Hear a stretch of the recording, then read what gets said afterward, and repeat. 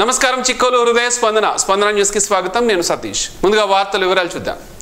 ఔత్సాహికులైన యువతీ యువకులను ప్రోత్సహించేందుకు ఆడుదాం ఆంధ్ర కార్యక్రమం అని జాయింట్ కలెక్టర్ ఎం నవీన్ పేర్కొన్నారు. ఆదివారం ఉదయం ఆడుదాం ఆంధ్ర కార్యక్రమాన్ని వినూత్న రీతిలో విభిన్నంగా శ్రీకాకుళం జిల్లాలో ప్రచారం చేపట్టారు.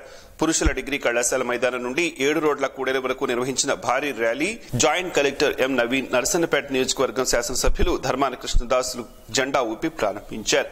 ఈ సందర్భంగా జాయింట్ కలెక్టర్ ఎం నవీన్ మాట్లాడుతూ, దేశంలో ఎక్కడా లేని విధంగా ఇంత పెద్ద ఎత్తున వినూత్న రీతిలో రాష్ట్ర ముఖ్యమంత్రి వైఎస్ జగన్మోహన్ రెడ్డి శ్రీకారం చుట్టిన ఆడుదాం ఆంధ్ర కార్యక్రమంతో మంచి ఆరోగ్యంతో పాటు శరీర దృఢత్వానికి ఎంతగానో ఉపయోగపడుతుందన్నారు.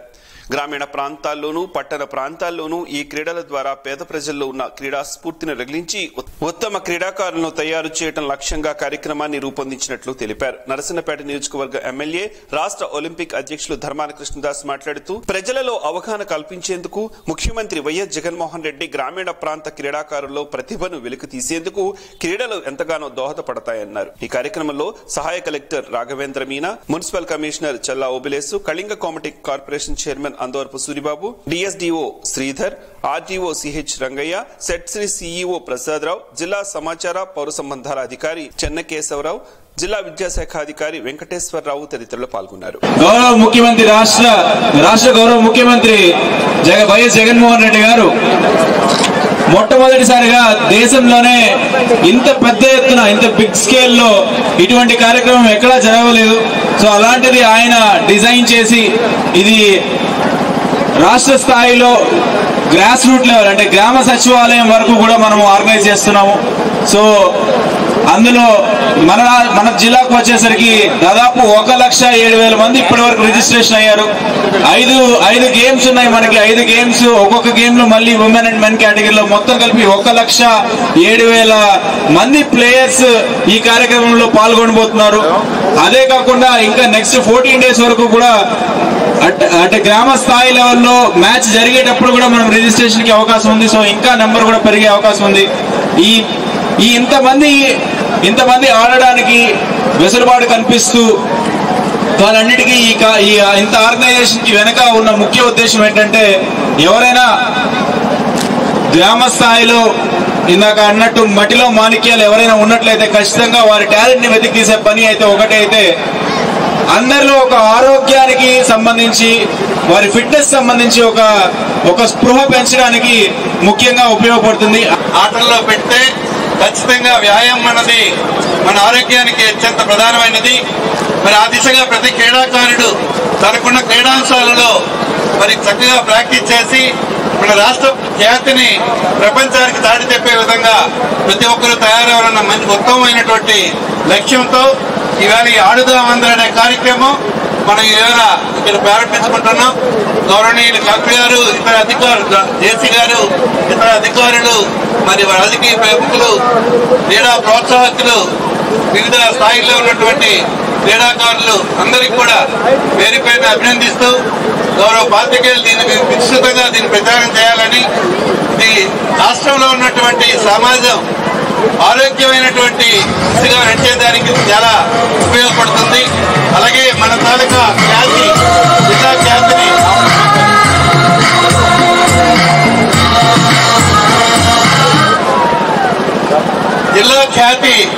ఎప్పటి నుంచి కూడా మన శ్రీకాకుళంతో ప్రత్యేకత ఉంది. మరి కోడిరామూర్తి స్టేడియం మరి ప్రపంచంలోనే ఒక హెర్క్లెస్ గా ఉన్నటువంటి కోడిరామూర్తి పేరున మన స్టేడియం కట్టుకున్నాం మనం. అలాగే మరి దేశానికి గౌరవం తెచ్చినటువంటి వెయిట్ లిఫ్టర్ మన శ్రీకాకుళం గోసవానిపేట ఆంధ్రవలస నుంచి వచ్చినటువంటి ఒక గ్రామీణ క్రీడాకారిణి. అలాగే ఎంతో మంది, ఒకరు ఇద్దరు కాదు, మరి అత్యంత ప్రతిభా పాఠవాలు ఉన్నటువంటి అనేక క్రీడాంశాలలో మనకు ఉత్తమమైనటువంటి క్రీడాకారులు శ్రీకాకుళం జిల్లాలో ఉన్నారు. క్రిస్మస్ పర్వదినాన్ని పురస్కరించుకుని నగరంలోని చర్చిలన్నీ సుందరంగా ముస్తాబోయ్ అయ్యాయి. క్రిస్మస్ పండుగ సందర్భంగా క్రైస్తవులంతా భక్తి శ్రద్ధలతో ప్రార్థనలు చేస్తుంటే చిన్నారుల పండుగ వాతావరణాన్ని ఆస్వాదిస్తున్నారు. నగరంలో పండుగ వాతావరణం నెలకొంది. నగరంలోని ప్రముఖ చర్చిలన్నింటినీ చర్చి కాపరుల ఆధ్వర్యంలో చక్కగా ముస్తాబు చేశారు. గోడలకు రంగులు వేసి రంగురంగుల విద్యుత్ లైట్లతో అలంకరించారు. రాత్రి వేళ ఆ దృశ్యాలను తిలకిస్తే ఎంతో సుందరంగా గోచరిస్తున్నాయి. క్రైస్తవులంతా యేసు నామాన్ని స్తుతిస్తూ ప్రార్థనలు చేస్తున్నారు. డిసెంబర్ 25న క్రిస్మస్ పండుగ కావడంతో చాలా చర్చిల్లో ఇప్పటికే పూర్తి స్థాయిలో ముస్తాబు చేసి విద్యుత్ దీపాల అలంకరణ చేస్తూ దైవాన్ని ప్రార్థిస్తున్నారు. ఏది ఏమైనప్పటికీ చర్చిలను చాలా సుందరంగా అలంకరించడంతో ప్రధాన ఆకర్షణగా నిలిచాయి.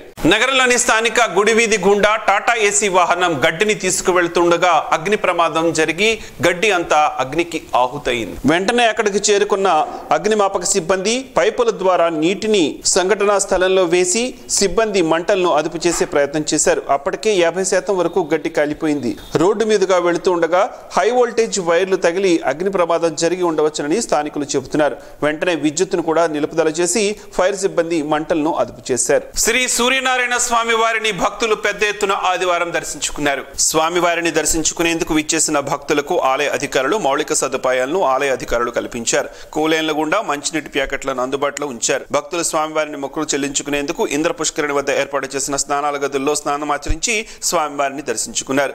ఆలయ అర్చకులు ప్రసాదం కౌంటర్ను ఏర్పాటు చేసి భక్తులకు ప్రసాదాన్ని అందజేశారు. ఈ రోజు సామూహిక సూర్య నమస్కారాల కార్యక్రమాన్ని అర్చకులు నిర్వహించారు. సూర్యనారాయణ స్వామి వారిని దర్శించుకునేందుకు దూర భారాల నుంచి వచ్చిన భక్తులకు అన్నప్రసాదాన్ని ఆలయ అధికారులు ఏర్పాటు చేస్తున్నారు. సూర్యనారాయణ స్వామి వారికి వచ్చిన ఆదాయ వివరాలను ఈవో ఒక ప్రకటన ద్వారా తెలిపారు.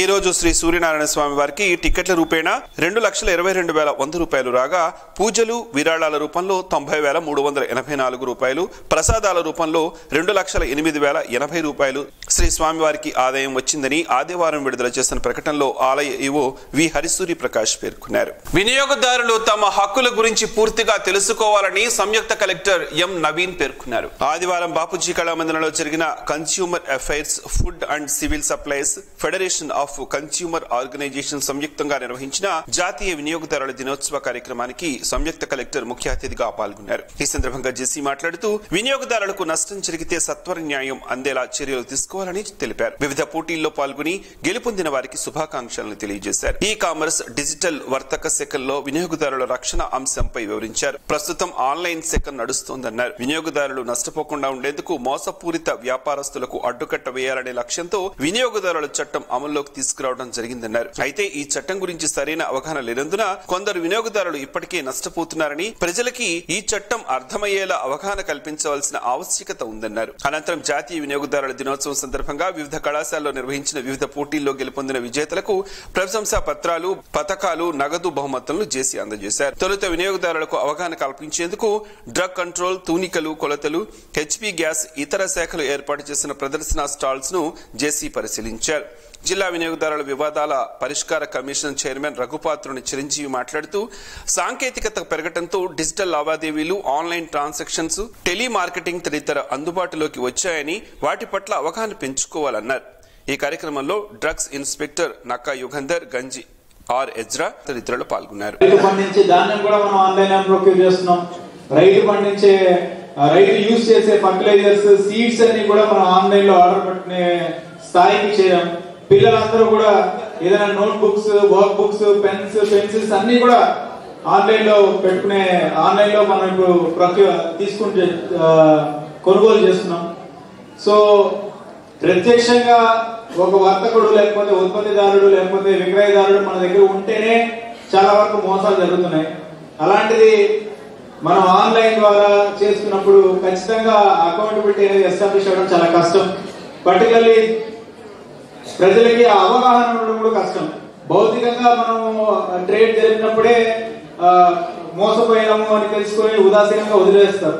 అలాంటిది ఆన్లైన్ శకంలో మోసపోయామని బయటకు రావడం కూడా చాలా కష్టంగా ఉంటుంది.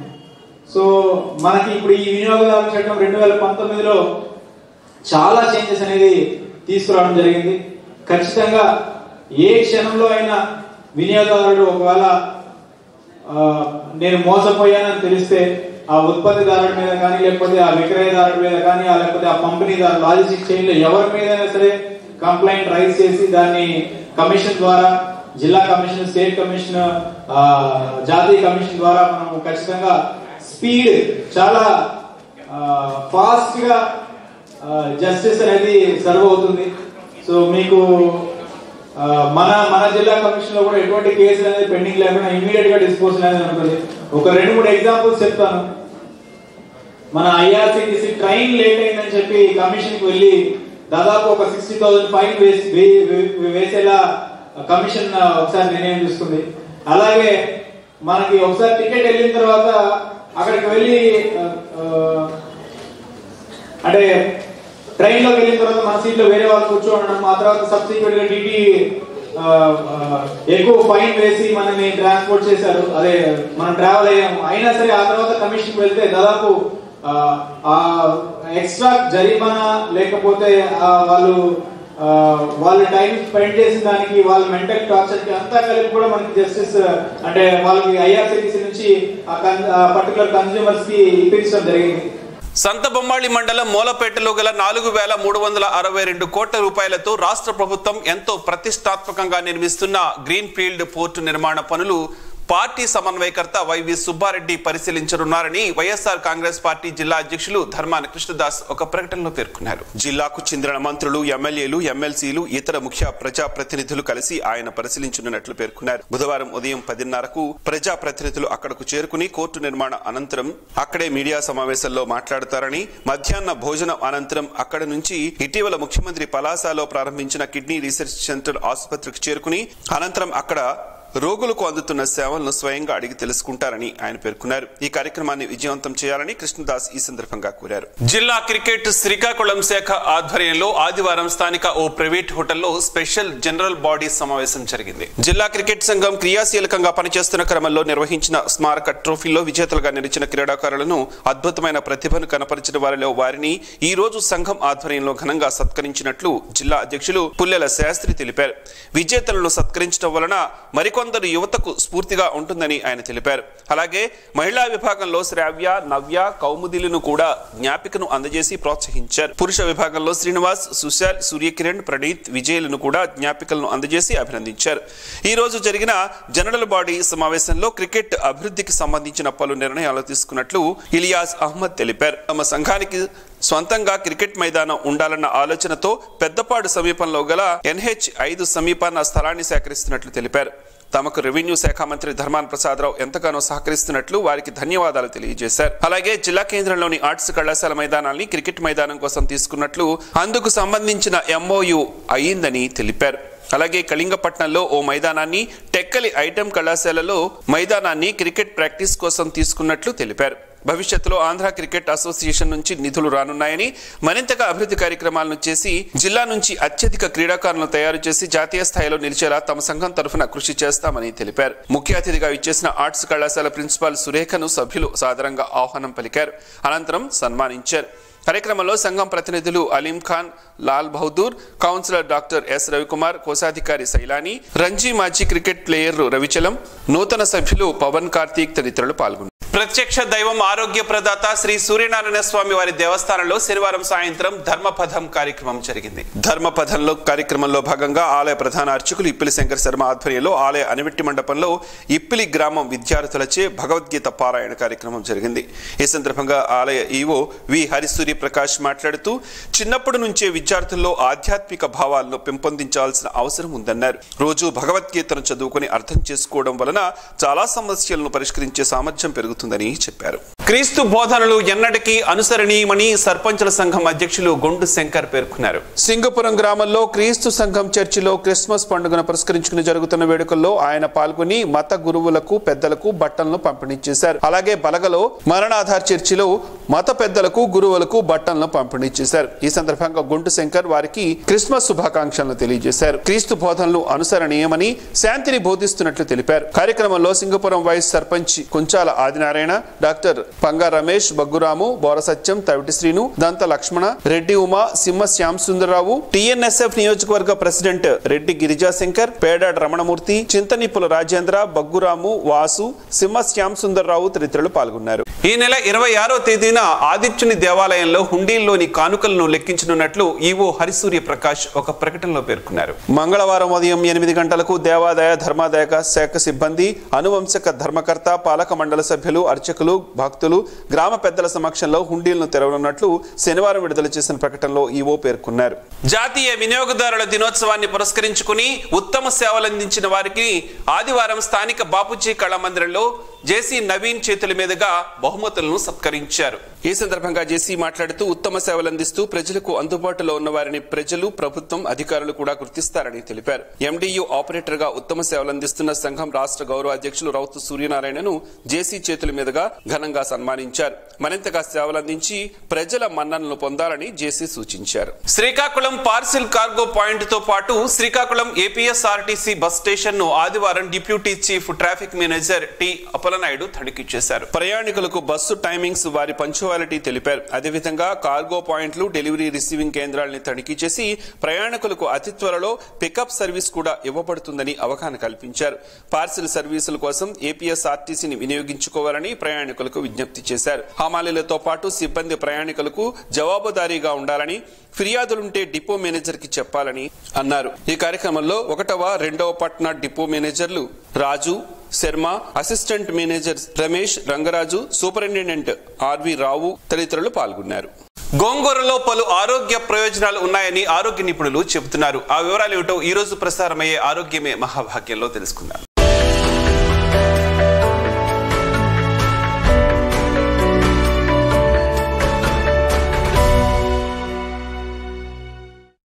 గోంగూరను పుంటికూర అని కూడా అంటారు. ఆ పుంటికూర ఆరోగ్యానికి మేలు చేస్తుందని ఆరోగ్య నిపుణులు చెబుతున్నారు.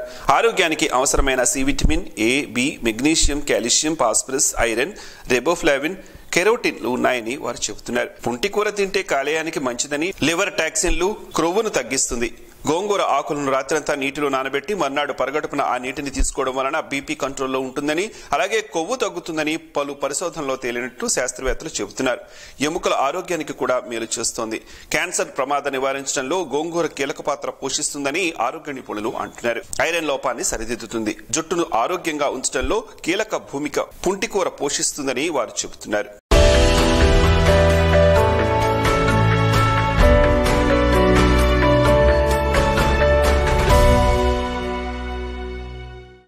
ఈ రోజు వార్తల్లో ఓ మంచి మాటను విందాం. స్ఫూర్తిని కలిగించే మహనీయుల మాటల్లోంచి ఈ రోజు. జీవనం, గమనం, గమ్యం. హైందవుడు అంటే తనకు గాని, కుటుంబానికి గాని, సమాజానికి గాని ఉపయోగమైన పని చేయువాడు. తనకు, కుటుంబానికి, సమాజమునకు, లోకానికి నష్టం చెయ్యనివాడు. తెలివి కంటే మౌనంగా ఉండడం ప్రకృతి సిద్ధం. మౌనం కంటే ఏకాంతంగా ఉండడం ఆత్మసిద్ధం. ఈ అన్నింటినీ త్యాగం చెయ్యడమే పరమాత్మ సిద్ధం. ఓం శ్రీ గాయత్ర్యై నమః. స్పందన టీవీ ప్రేక్షకుల కోసం స్పందన న్యూస్ ను యూట్యూబ్ లో అందుబాటులో ఉంచడమైంది. ఎస్టీవీ స్పేస్ స్పందన అని టైప్ చేసి మీకు అనుకూలమైన సమయాల్లో న్యూస్ ని వీక్షించవచ్చు. ఈ వార్త ఇంతటితో సమాప్తం. చూస్తూనే ఉండండి స్పందన న్యూస్. మీ మాటే మా బాట.